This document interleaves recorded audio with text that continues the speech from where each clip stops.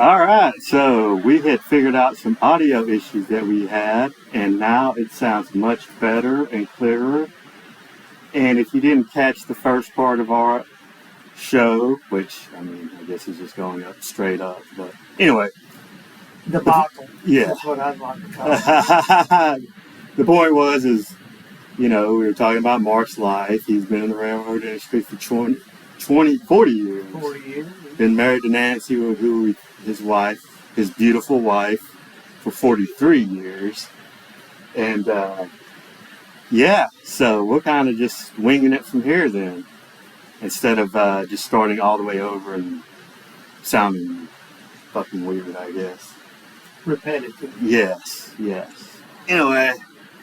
So the whole purpose, or one of as we mentioned earlier, we were at our favorite watering hole about 2 weeks ago, and we discussed doing a podcast, and so we talked about the first episode and said, hey, how about for me a hobby? Yeah. Pick up Mark a hobby, because I don't have one. How do you find somebody a hobby, though? Like, to me, I figure like you have to kind of search within yourself, especially if you don't really have one that's meaningful. And then figure out what it is you have like to do. However, but it should go with your likes or dislikes. Right. And everything that I like doing is probably not really good for my health.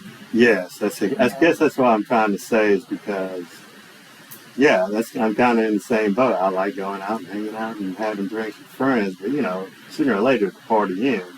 That's right. Or your liver collapses. Yeah. Something. Well, that's what I meant. Kind of. That being said, how does one go about finding a hobby? Yeah, that's difficult for me, just because the jobs that I've held, I always just worked. Yeah. So I didn't hunted and fished and those kind of things when I was very young. But as soon as I started working, I concentrated on work and really didn't concentrate on. You don't hunt and fish anymore? Nope. No? It's been years. Oh, okay. That's odd around here, for sure, especially if you like doing it. I don't do it because I don't hunt and fish. Yeah, you never have. I mean, I've tried it. I just, fish and just kind of sit there. And, I could see the appeal by it, but I think I just never caught fish. So. But anyway, yeah. And as I mentioned before, our hobby kind of was going to be traveling. Just going, and we did that for several years, but some circumstances changed that caused us to stay closer to home. And since that has happened, is where I really felt a void of needing to fill with something else to do. Yeah. And I haven't found it. If this was live, we could have call-ins and somebody could start suggesting. That could definitely happen. Things for me to do. I could have just an open mic and everybody tell me what an idiot I am.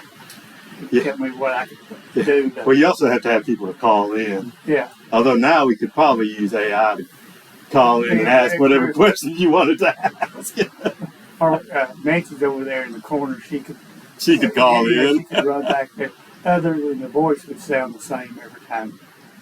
But I don't know. I really don't know. I've thought about it. I like, as crazy as this sounds, I really like helping people. Yeah. But that's. I don't know if that means you go to a hospital or if you. Yeah. It's different types. Yeah. So far, I just try to find different people we know that may need this or need that, and that kind of makes me feel good. Makes me feel, makes you feel a little whole to help any way that you can, when you can. But you run out of time for doing that too. So, what do you do for a hobby other than work? Man, honestly, just watch TV and do the same things you do. That's kind Hey, of this what is a pretty sad life, y'all. I'm okay with it. I'm Uh, okay, you know, with how my life has turned out so far. I mean, I'm not saying I couldn't have had any other. Everybody knows they would have made different decisions, but I'm okay with it. I'm glad that I had the pitfalls that I've had to and had to have relocated to different places and learning how, there's a, culture. yeah, different cultures and, it's kind of sad really because there's not too many places like where we live, Texarkana. Yeah, and it is a unique place, and I'll say that probably if you just knew me and you just knew Raul, you would probably not ever picture us sitting on back porch talking like this. But I consider him a friend and a great guy. So Thanks, Mark. and we come. I mean, if we marched out, he's a tech guy. I'm really not. But you work in that field. I know, right? No, he works in that field, but he's really not. So that should scare everybody that listens to this. Well, we finally figured this out, so I feel like I'm learning. Yeah, and there was a lot I did. Like I said, when I was young, I did a lot of bad or things that I shouldn't have done, which was mainly just bad to myself, not to anyone else. And you don't, at least you learn and you don't repeat those kind of mistakes again. But moving forward, I'm a pretty old person, and it's hard for I find it hard for myself to do different things. Yeah. But I really got into when you mentioned us doing this. Oh yeah. It excited me, and not that I feel I bet you have a lot of good stories. Yeah, I do. I have some great stories. I always tell everybody if I was just to start out my childhood, it would start out that my sister killed my grandmother, and my daddy's girlfriend killed herself while he was in the same room. And this was all by the time I was probably 12 years old, And there's a lot in between the first incident and the second incident.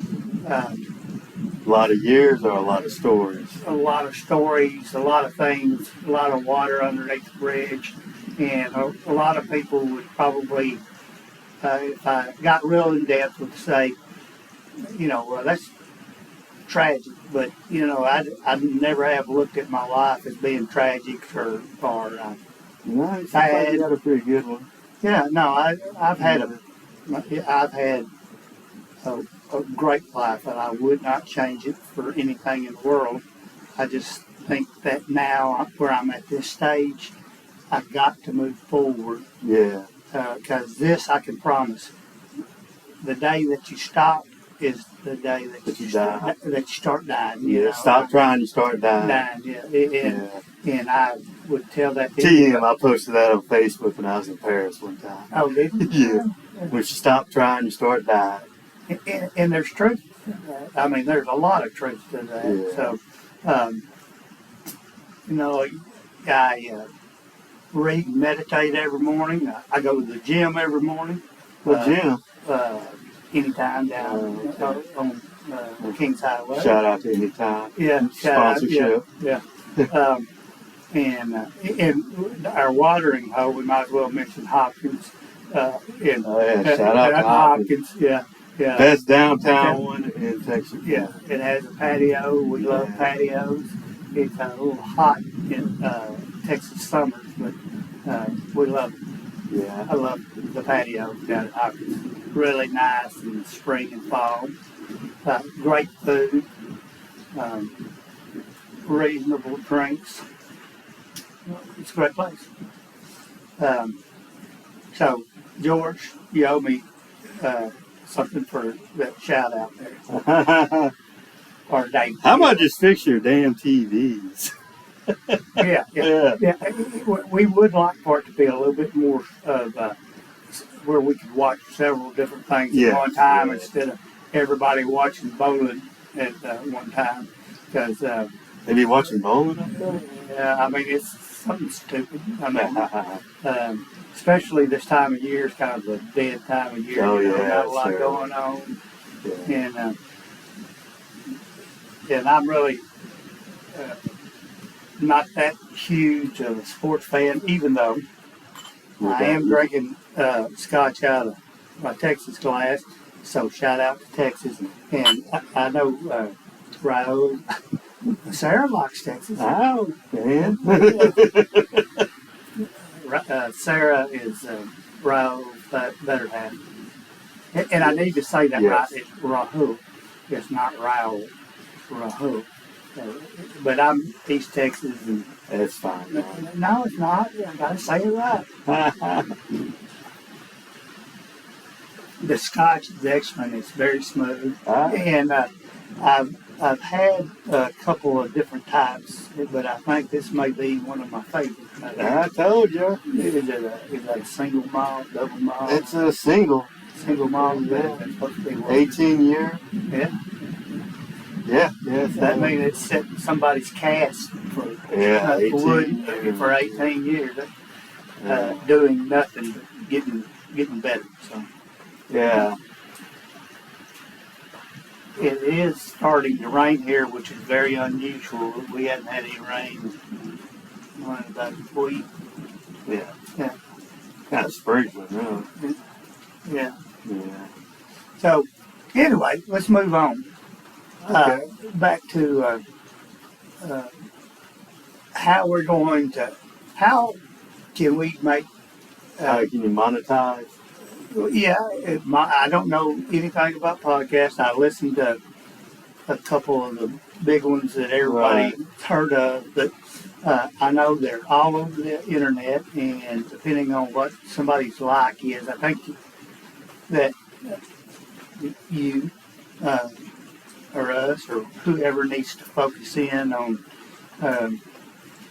a deal. Everybody seems to want to get political these days, and I don't care nothing about getting political because that's too much of a divide. I think that it's more about what people want and want to hear or want to listen to somebody talk about what they do to make something better. Whatever that is. I mean, to me, I think podcasts are starting to more or less resemble TV shows. Whoever pays whatever platform you want to use it on, whoever pays them the most money or generates the most clicks or people gets on it. I would like more of an authentic kind of one. I don't know if we're necessarily... Like we have friends that will definitely say the shit that we want to say. But, or, not even that we want to say, but the shit that would definitely bring upon hate by one party or the other. Yeah. Controversy. Yeah.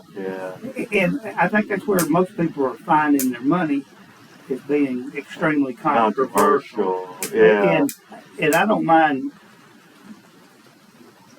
saying what I believe or what I like or what I think. I just don't know that it adds any value to anybody's life. Yeah. There's a thing called letting it happen organically. And that's pretty much what, I'll tell you how much discussion we had about doing this. we talked about it two Saturdays ago, and literally we have not really mentioned it other than you've called me once or so and say, hey, we still on? Yeah. Or something like that. And then you came over yesterday and we tried to, but I think you bought all this stuff about a year ago. Yeah. I had the momentum. Then I was taking this one class off of TC. And then it was like they would unlock chapters after every weekend. I was like, what the hell? And they started off with blogs. And that's kind of my fault because I had signed up to do it all at once or one weekend at a time. It was this online class.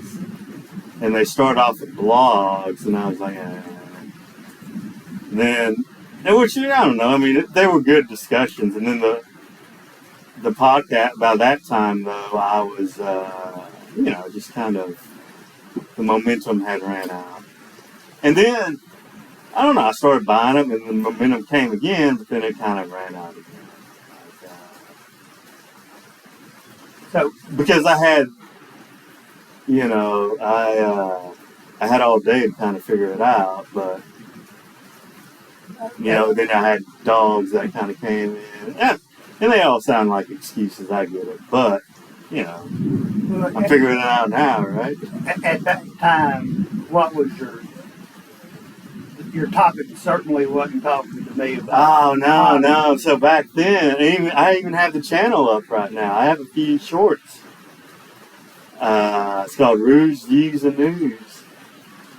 Oh, really? Yeah.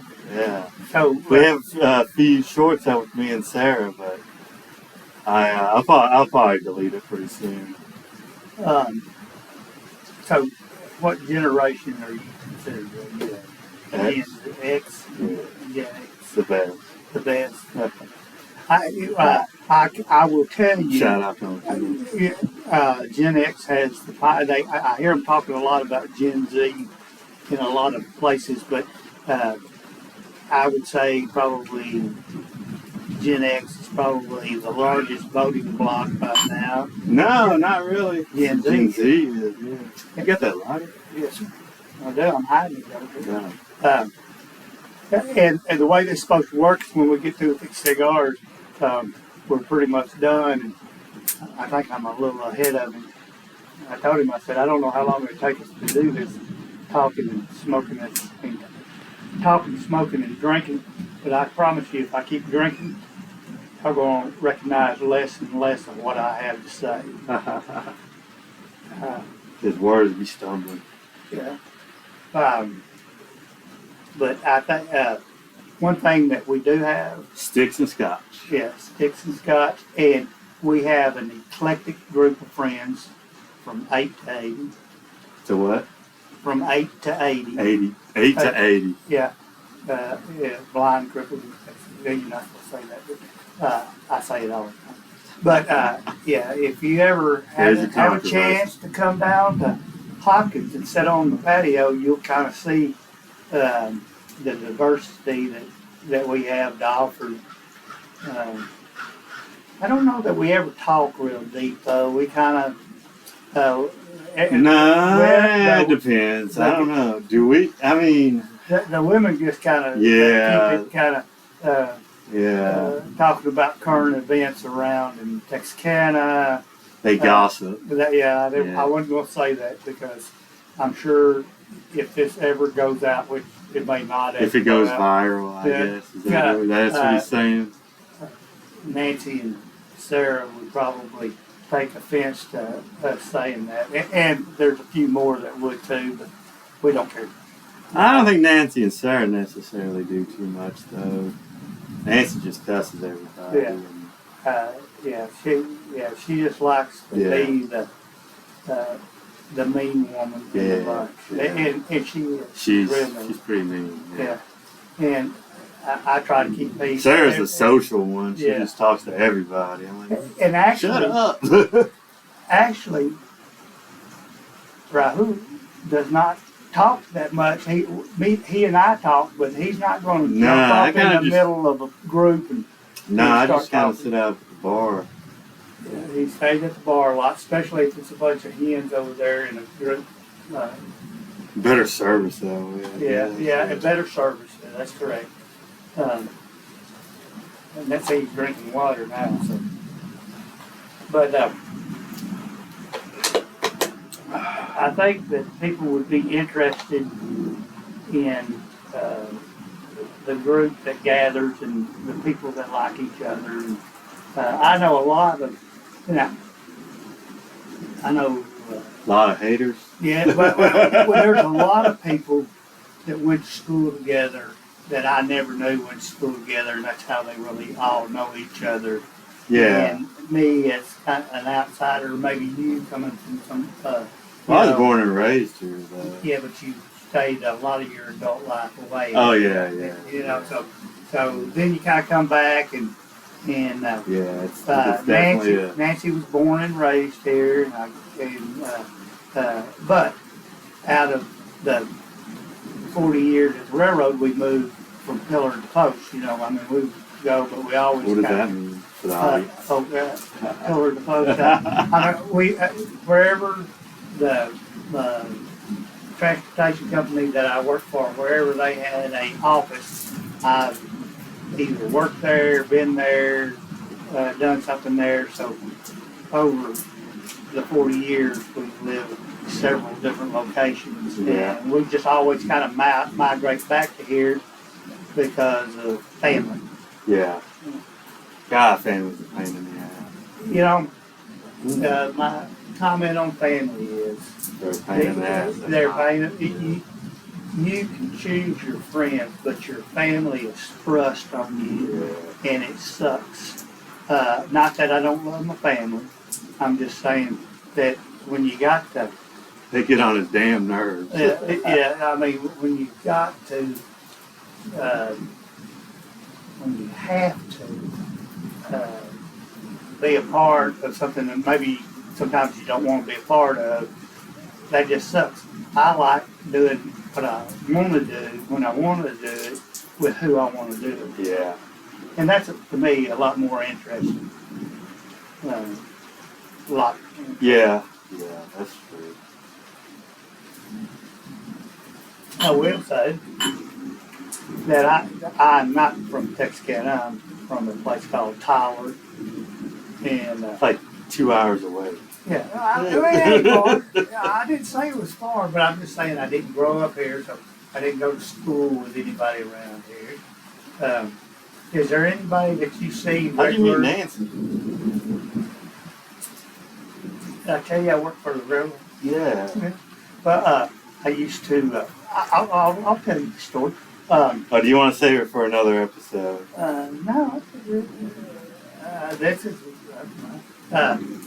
So everybody remembers when on Sundays you couldn't buy any kind of alcohol in Texarkana. You had to go to Domino, and I had a friend that his name was Peterson, and he said we wanted to go to Domino, didn't have a ride to Domino because we came up on a train, and he said, I know somebody that will give us a ride to Domino, and he called this person who is unfortunately no longer with us, and her two friends showed up with her. One of them was Nancy, and so we rode Domino, did some, got her liquor and stuff. Didn't talk to her again for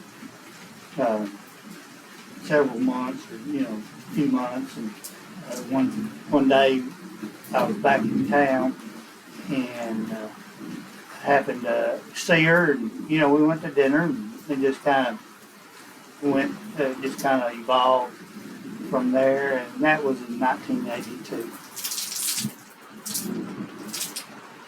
Y'all hear that? I'm not using the restroom. There's water coming off the umbrella up there. But I found Texarkana to be one of the nicest places that I came through to. We in about 84, 85, Fat Jack's oyster bar opened up, and shout out to Fat Jack. shout out to Meredith. Okay.